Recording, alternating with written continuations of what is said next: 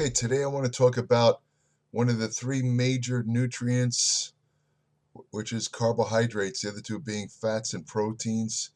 I've talked a lot about proteins in various videos. I haven't spoken much about carbohydrates. The first thing to consider about carbohydrates, which might surprise some people, is that carbohydrates are not essential in human nutrition. The reason for this is because some amino acids are termed glucogenic in the sense that they can be converted into glucose, which is the type of carbohydrate that circulates in the blood. They can be converted into glucose in the liver in a process called gluconeogenesis. In addition, triglyceride, which is the scientific term for fat, or the type of fat found in the body, for example, 1/3 of the triglyceride molecule is glycerol. 10% of the triglyceride structure is glycerol, and glycerol, not fatty acids, but glycerol can be also converted to glucose in the gluconeogenesis process in the liver. For these reasons, carbohydrates is not considered essential. Does this mean that it's not important for training? No. The preponderance, I should note right off the bat, most of the research on carbohydrates in relation to exercise and sports has been directed at endurance training, long distance running, that type of thing. And those particular sports, anything involving long distance running or extreme endurance training, definitely requires a greater intake of carbohydrate, and quite a bit of carbohydrate. For example, the Tour de France cyclists, they take in massive amounts of carbohydrate during the race. If they didn't, their muscles would lock up. You might sometimes, if any of you have watched the Olympic Games, sometimes if you watch some of the marathon runners, when they run out of glycogen in their muscles, glycogen, by the way, is stored carbohydrates, they experience a phenomenon called hitting the wall, where their muscles just seize up. They just won't work. Now, you'll say to me, well, what does all this have to do with weight training? Well, the truth of the matter is, when it comes to the research on weight training and carbohydrate, well, before I get into that, let me give you a couple of basics of carbohydrate. Each gram of carbohydrate has four calories. A gram of protein has 4 calories. A gram of fat has 9.5 calories. So carbohydrate and protein have about the same number of calories. Of course, they're metabolized completely different. Carbohydrates can be generally broken down into two main categories: sugars and starches. A couple of years ago, however, the picture became a little bit more murky with the publication of something called the glycemic index, which measured how long it takes carbohydrates to get into the blood after digestion. However, this glycemic index refers to individual carbohydrate foods. For example, let's take one, baked potato. A baked potato has a high glycemic index number. In other words, the higher the number, the faster it gets into the blood. So theoretically, if you eat a baked potato alone, it's almost like eating a candy bar as far as the entrance of sugar into your bloodstream. However, as soon as you combine that baked potato with any other kind of food, let's say protein or some source of fat, the carbohydrate release from the potato is delayed, and the glycemic index drops like a rock. So be careful when you look at glycemic index, because again, it only refers to individual carbohydrate foods. It does not refer to the way most people eat, which is to combine carbohydrates with other nutrients like fat and protein, which considerably delays the entrance of carbohydrate into the blood. Now, as far as the research pertaining to resistance exercise, weight training, a lot of people don't realize the main fuels of weight training is muscle glycogen. Again, muscle glycogen is a very large, complex carbohydrate consisting of thousands of branch chains of glucose, and this is the way carbohydrate is stored in muscles, and glycogen, to a limited amount, is also stored in the liver. The liver glycogen is available for systemic use. In other words, when your blood glucose gets too low, the glycogen can be broken down in the liver to release glucose to bring your blood glucose level back up. However, the glycogen stored in muscles can only be used by the particular muscles they're stored in. So once, let's say you're working your bicep, once you deplete the glycogen stored in your bicep, the fuel source is basically gone.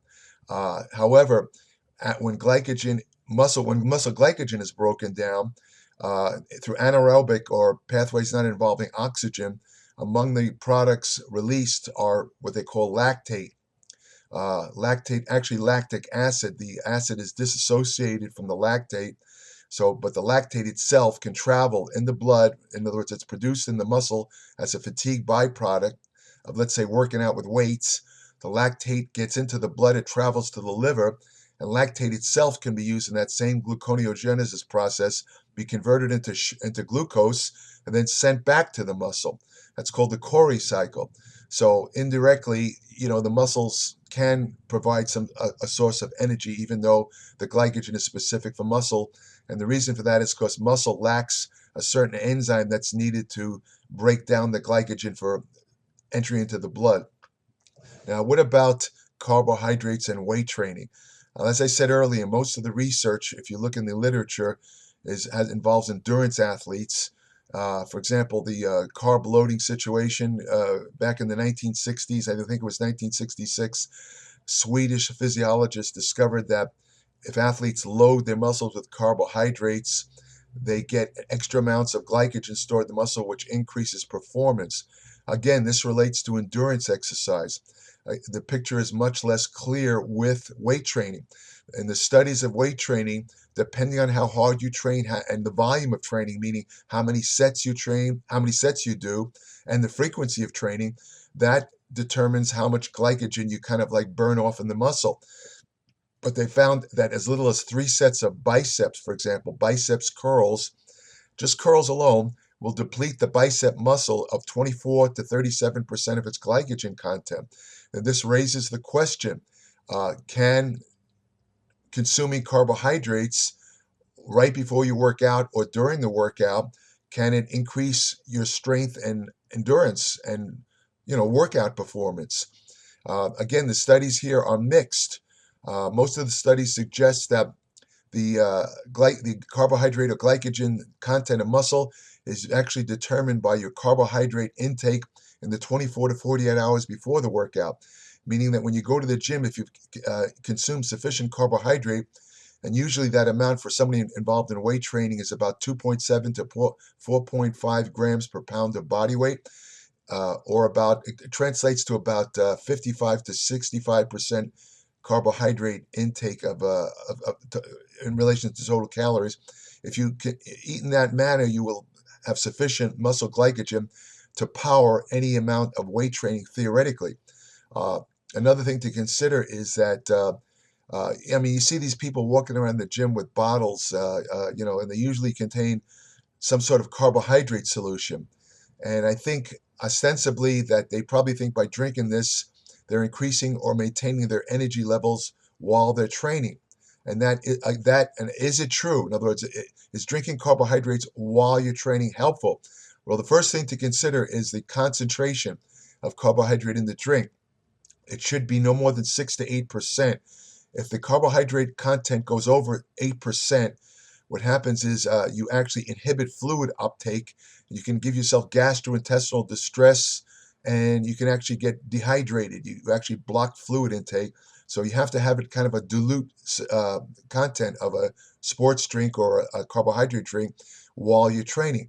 But let's answer the question. Will sipping carbohydrates while you're training actually increase your strength and your endurance and the ability to do more reps? But here's the way it works.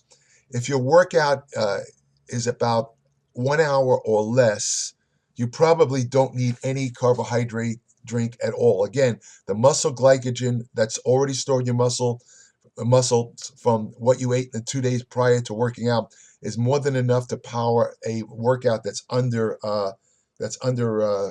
an hour. If your workout is 45 to 70 minutes, the recommended dose is about 30 grams of carbohydrate per hour.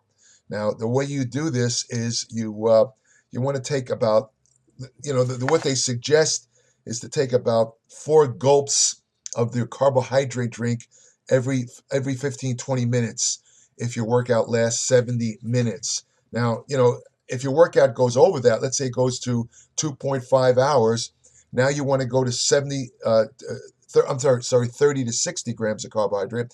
And if it's over 3 hours, and I don't know why anybody would train in the gym for over 3 hours, that's gross overtraining. In that situation, you want to get about 90 grams.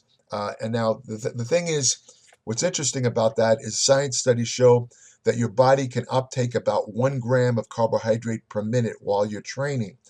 However, in recent years, they found that if you combine two types of carbohydrate, let's, for example, glucose, which is a rapidly absorbed carbohydrate, or maltodextrin, again, a rapidly absorbed carbohydrate, if you combine that with a slow uptake carbohydrate, such as fructose, you can actually increase the amount of carbohydrate the body absorbs.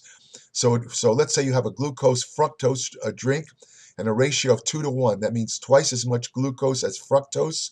If you consume that during the workout, instead of absorbing 1 gram of carbohydrate, your body will now absorb 1.5 to 1.7 grams of carbohydrate. But again, I want to emphasize, this really doesn't really make any difference unless your workouts are over 2 hours. If your workouts are an hour, consuming carbohydrates is not going to do anything for you, except for I'd say for one exception. If you're on a ketogenic diet or an extreme low carbohydrate diet, and you go into the gym with completely depleted glycogen stores, consuming that concentration of carbohydrate I mentioned earlier, which is 6 to 8%, and the 2 to 1 ratio of glucose to fructose, probably will maintain your glucose level enough where you'll be able to get a good workout, have enough energy and strength, even though you're consuming almost no carbohydrates.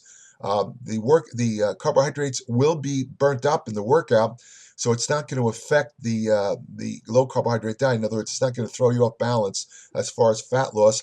Another thing, two other things to keep in mind about consuming carbohydrates during training are, first of all, when you consume carbohydrates during training, you get a little bit of an insulin rise, and that prevents the use of fat as a source of energy.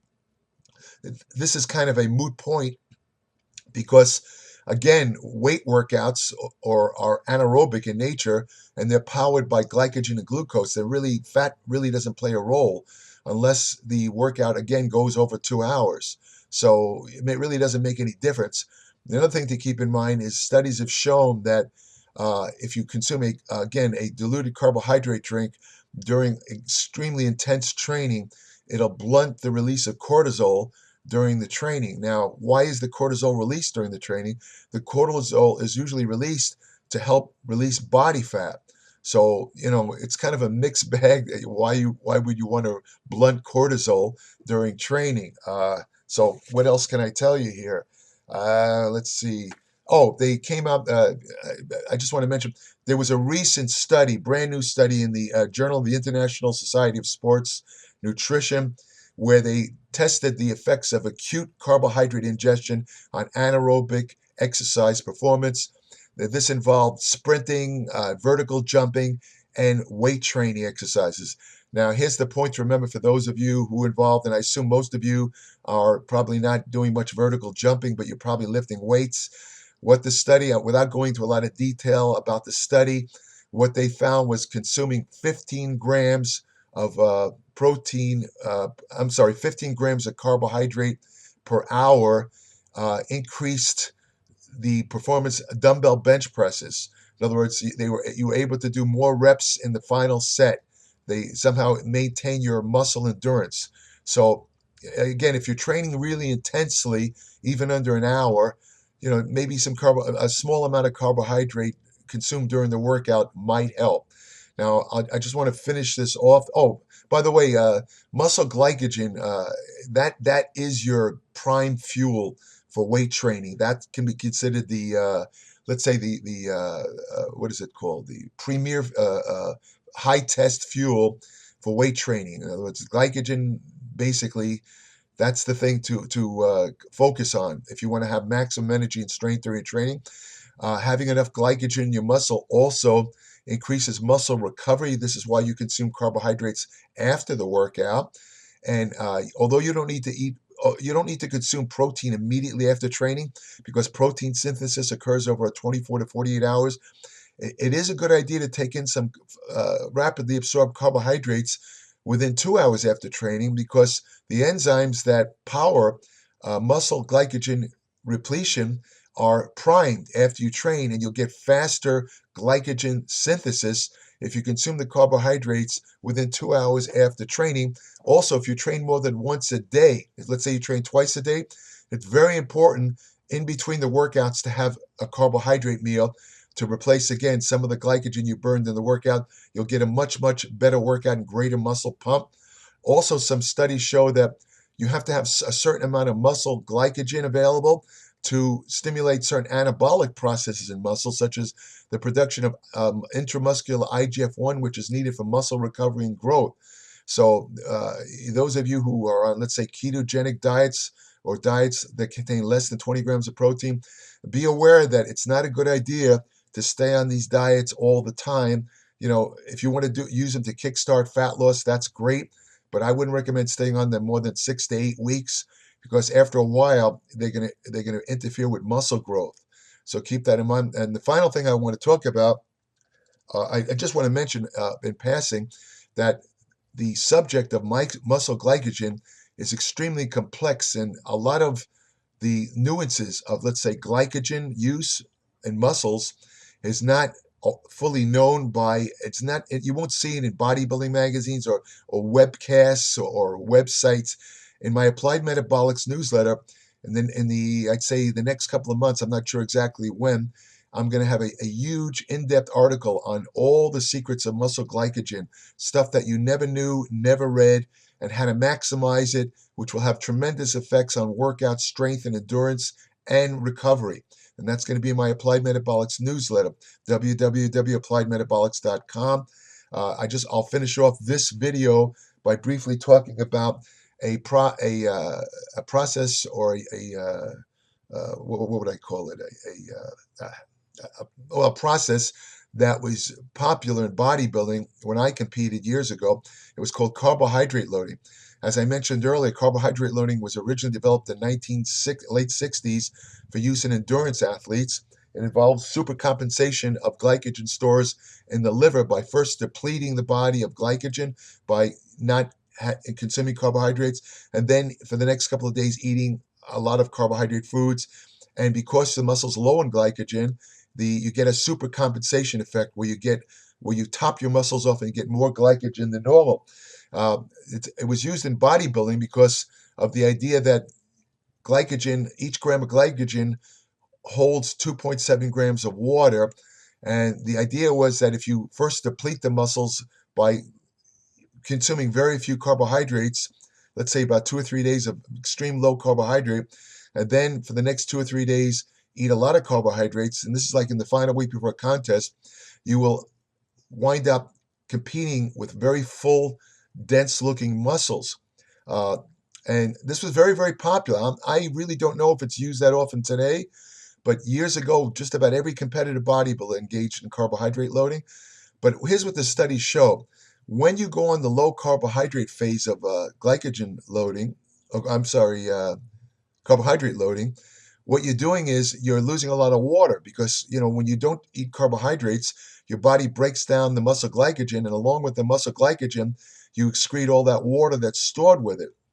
So you basically kind of make yourself a little bit dehydrated. Now, what happens is when you add back the carbohydrates on the second 2 or 3 days, all you're doing is putting back the glycogen you lost and the water. And what they've done in some studies, they've actually took measurements of bodybuilders before and after using a carbohydrate loading, and there was no difference whatsoever. In other words, there was no size gains, there was no increase in muscle fullness. It was basically a placebo, not a placebo, it was real, but it was all in the bodybuilders' minds that they actually looked bigger. All they did is put back the water they had lost.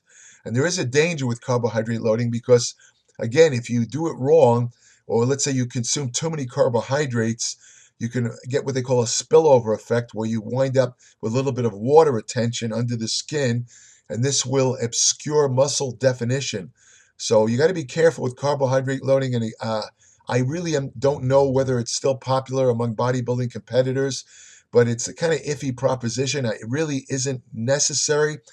The last week, if you just eat normally and adjust your carbohydrate and protein intake accordingly, and your carbohydrates, your muscles will be already have as much glycogen as they need to attain a full look. For further information about carbohydrates, as I say, I'm going to have a great glycogen article, muscle glycogen article upcoming in my Applied Metabolics. I also cover nutrition of all types, supplementation, ergogenic aids, hormonal therapy, fat loss research, anti-aging, various subjects, 40 to 50 pages every month, no ads, pure information, no BS. It's a little more like a monthly ebook. Subscribe today, www.appliedmetabolics.com. Thank you for listening.